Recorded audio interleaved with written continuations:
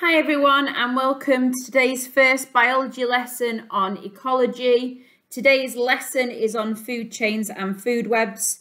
You will need a pen and some paper to complete today's lesson. So if you have not got one, please pause the video and go and fetch one now. So today's challenge is to describe and interpret what food chains and food webs show. And our aspire today is to explain how food webs can be affected by the increase or decrease in certain organisms. So our starter for today's lesson is to define the following key terms. Now these key terms you would have probably heard of before. So I would like you to define for me the word carnivore, herbivore, and omnivore. I am going to give you 3 minutes. Off you go.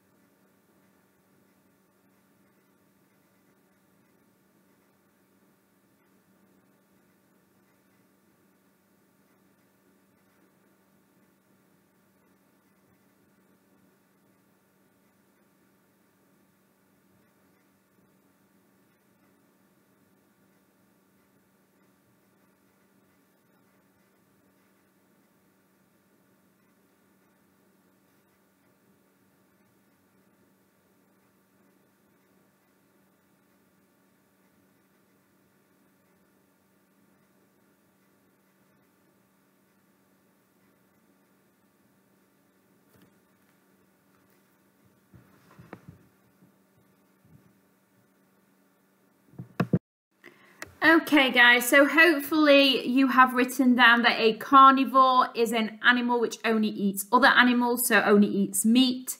A herbivore, a herb is obviously a plant, so a herbivore is an animal which only eats plants. And then an omnivore is an animal which eats both meat and plants. So we're going to start talking today firstly about food chains. So below there are 2 food chains, and I want you to write some ideas down for me about what do these food chains show us. So the first food chain, we've got a flower, then a snail, then a frog, then a fox, and then on the bottom food chain we have a grass, then grasshopper, mouse, and then an owl. So I'm going to give you a couple of minutes to write down what these 2 food chains below show us. Off you go.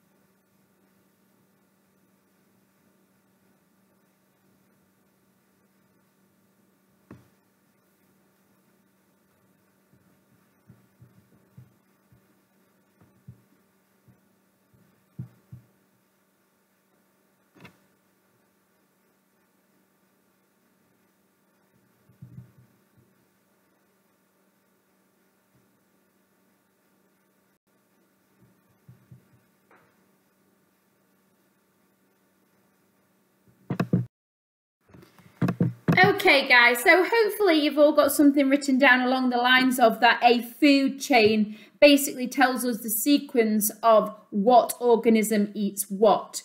So in the top food chain, you've got the snail eats the flower, the frog eats the snail, and the fox eats the frog. And in the bottom food chain, you've got the grasshopper eats the grass, the mouse eats the grasshopper, and the owl eats the mouse. One thing that you probably haven't mentioned though, which is really key to what food chains are, is that food chains actually tell us the movement of energy through different levels, because as each organism eats each different organism, it is passing on the energy from one organism into the next so that that actual organism is able to survive. So what I would like you to do now, using the pictures below, is I would like you to draw your own 2 food chains. I'm going to give you a few minutes to do this. So you've got to pick from the seaweed, deer, fish, killer whale, grass, penguin, and lion. So I'm going to give you, like I said, a few minutes to do this. Off you go.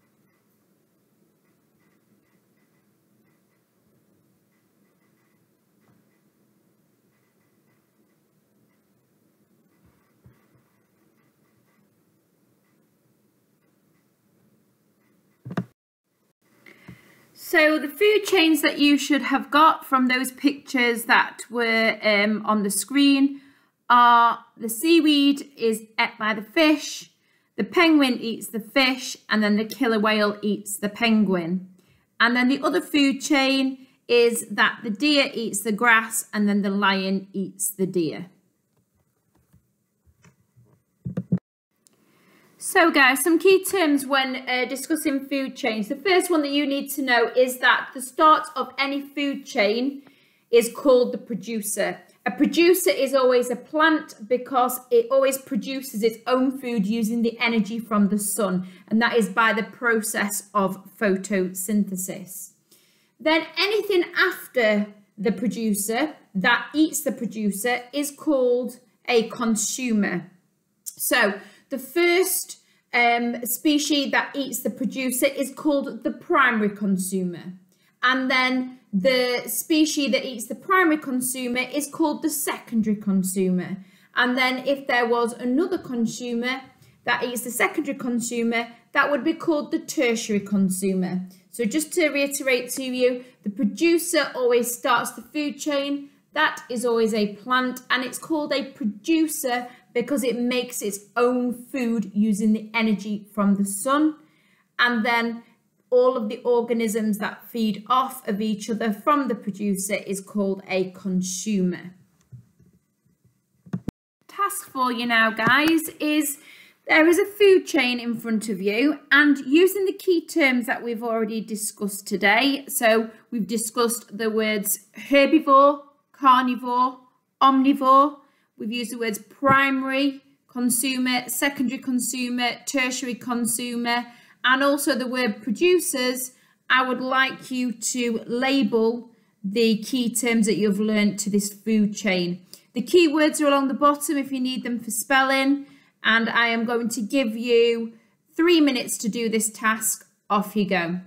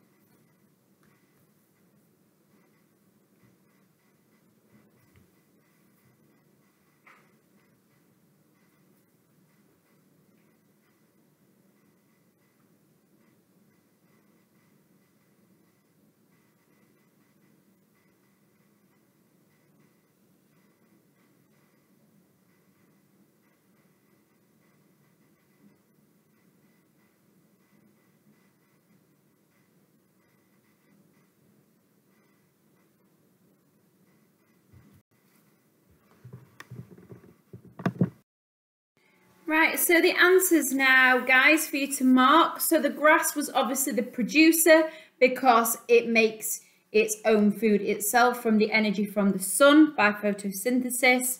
The grasshopper then is the primary consumer, and the grasshopper is it's a herbivore, and the reason why it's a herbivore is obviously because it only eats plants.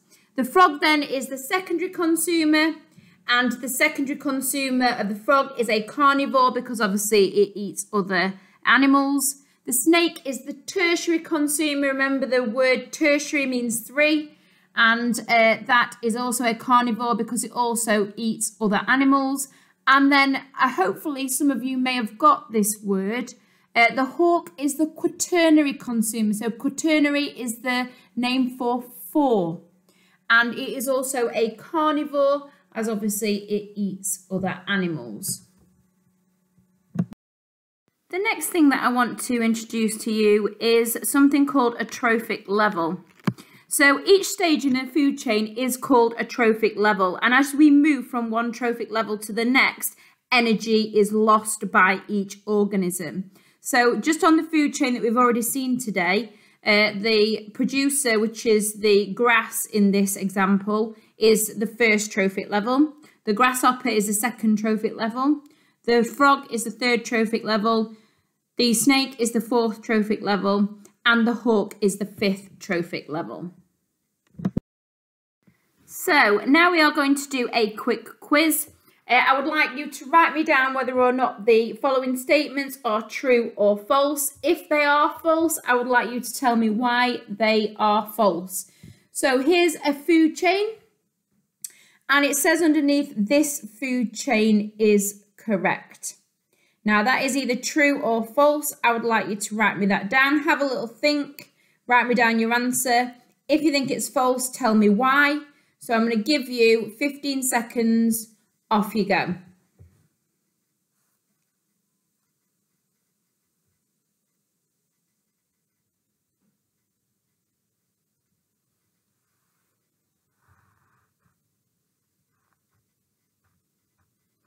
Okay, so this food chain is in fact incorrect. The reason why it is incorrect, remember I said to you, if it was false, please write down for me why it was false. And it is because the arrows in this food chain, if you look, are pointing in the wrong direction. Remember, the arrows are showing the transfer of energy. Next question. Again, I would like you to write me down whether it is true or false. So it says the rabbit is being eaten by the grass. Is this statement true or is it false? I'm going to give you 15 seconds. Remember, if you write false, I would like you to tell me why it's false. Off you go.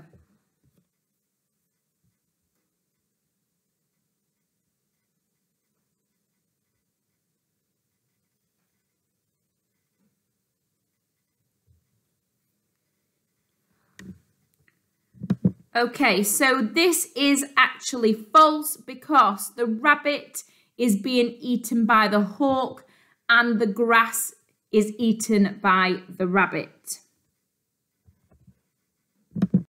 So next question, the arrow in the food chain shows the direction of the energy flow. Is that true or is it false? If it is false, can you please tell me why it's false? Again, 15 seconds, off you go.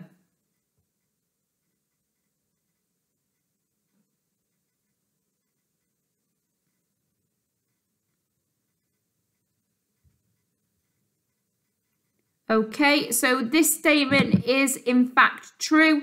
The arrow in the food chain does show the direction of the energy flow. In this food chain, the shrew is eaten by the fox. Is this statement true or is it false? Again, if it's false, can you please tell me why it is false? 15 seconds, off you go.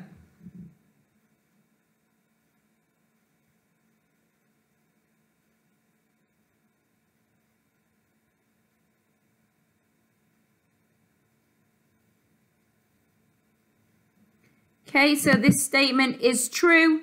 The shrew is eaten by the fox because the arrow is showing that the energy is passed from the shrew to the fox. Next question, a food chain always starts with a consumer. Is this statement true or is it false? Again, if it's false, please can you tell me why it's false? 15 seconds, off you go.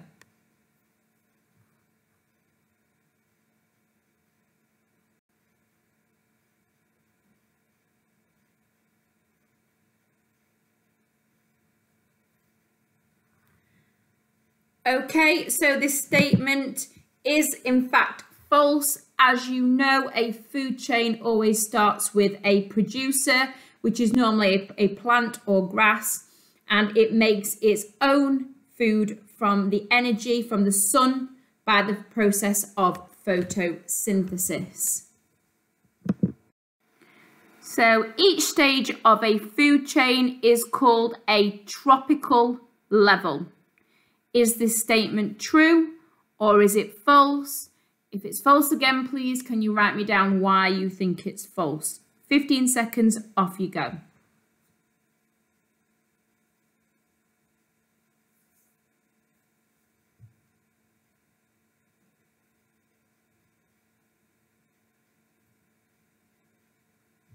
Okay, so the answer is false because each stage in the food chain is called a trophic level. So next I'd like to talk to you about food webs. And basically a food web is showing us lots of different food chains that are all joined up together. And it might be in some cases that there are some consumers in this food chain that will eat multiple different things. So I've got some questions for you on the right hand side. Question number 1 is, what is the producer in this food web? Question number 2, list 3 organisms which eat the grass. Question number 3, list the animals which eat the vole. Question number 4, how many animals eat the rabbit? And then question 5, what would happen to the number of voles if the number of hawks went down? So I'm going to give you 5 minutes to answer me these questions. Off you go.